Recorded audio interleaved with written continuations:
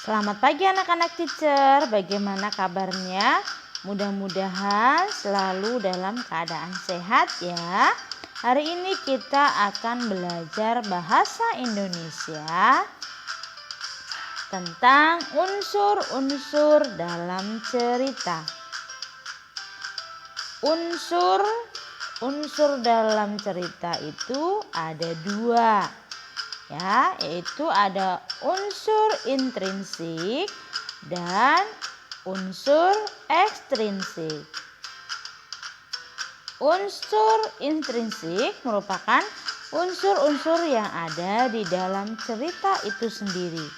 Sedangkan unsur ekstrinsik adalah unsur dari luar yang mendukung suatu cerita.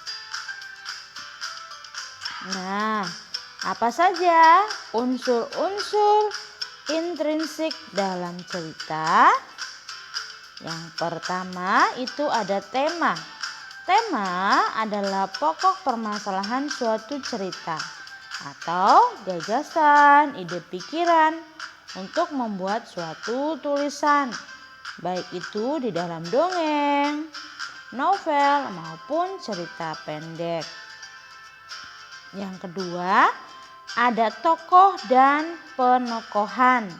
Nah, apa itu tokoh? Ya, tokoh adalah pelaku dalam sebuah cerita. Kemudian, penokohan adalah penentuan watak atau sifat tokoh yang ada pada cerita. Yang ketiga, itu adalah latar. Ya, latar itu merupakan tempat atau waktu. Latar biasanya meliputi gambaran tempat dan waktu dalam cerita. Selanjutnya, yang keempat itu ada alur cerita. Ya, alur cerita adalah tahapan atau jalannya suatu cerita. Ya, secara umum urutan alur dalam cerita itu yang pertama ada pengenalan cerita. Kemudian ada awal perselisihan atau konflik. Kemudian menuju konflik. Kemudian konflik memuncak dan yang terakhir adalah penyelesaian. Yang kelima itu ada sudut pandang. Sudut pandang adalah cara pengarang menempatkan tokoh atau pelaku di dalam cerita untuk menyampaikan ceritanya. Kemudian yang keenam itu ada amanat. Amanat itu merupakan pesan moral yang disampaikan oleh penulis kepada pembaca. Kemudian ada gaya bahasa. Ya, fungsinya untuk memberi kesan yang lebih menarik. Nah, itu adalah unsur-unsur intrinsik dalam cerita.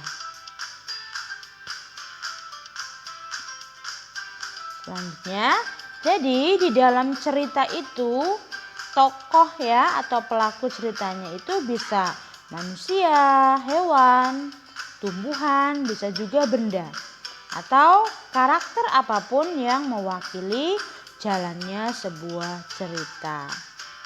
Setiap tokoh dalam cerita itu memiliki watak atau karakter tertentu. Nah, watak atau karakter tersebut biasanya diekspresikan dalam ucapan dan hal-hal yang dilakukan oleh tokoh. Peran tokoh dalam cerita. Nah, jadi berdasarkan perannya, tokoh dalam cerita itu dibedakan menjadi dua. Yang pertama adalah tokoh utama dan kedua adalah tokoh pembantu.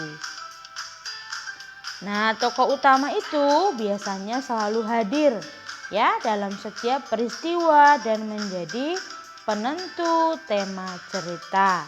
Kemudian kalau tokoh pembantu biasanya berperan untuk mendukung tokoh utama. Jenis tokoh dalam cerita. Yang pertama itu ada tokoh protagonis. Yang kedua ada tokoh antagonis. Yang ketiga ada tokoh figuran. Nah, tokoh protagonis.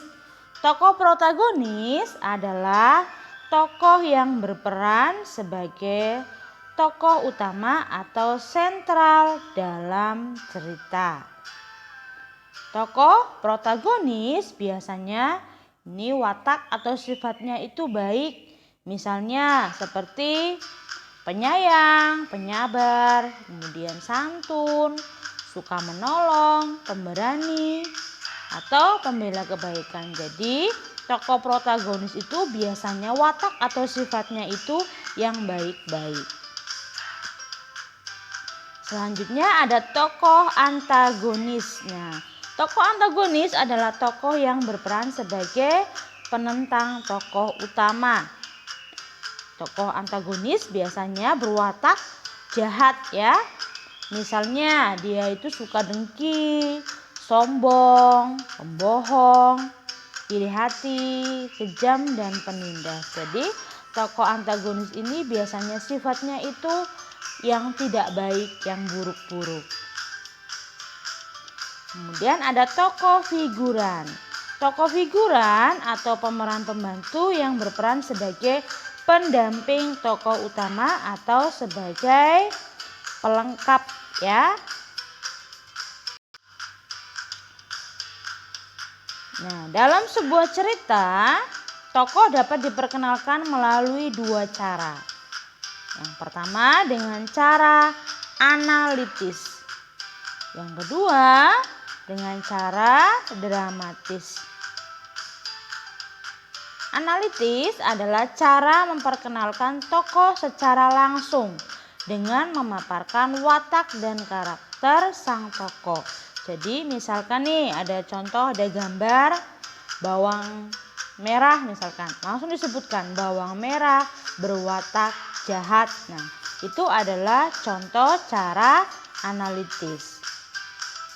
Kemudian dramatis adalah cara memperkenalkan tokoh secara tidak langsung dengan cara menyebutkan karakternya. Contoh misalkan melalui penggambaran fisik, kemudian melalui dialog, melalui pemilihan nama tokoh. Jadi tanpa disebutkan wataknya, melihat dari perilakunya itu sudah bisa kita membedakan ya bahwa itu wataknya baik, itu wataknya tidak baik.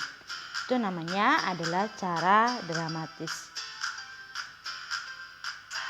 Oke, demikian tadi pelajaran kita hari ini.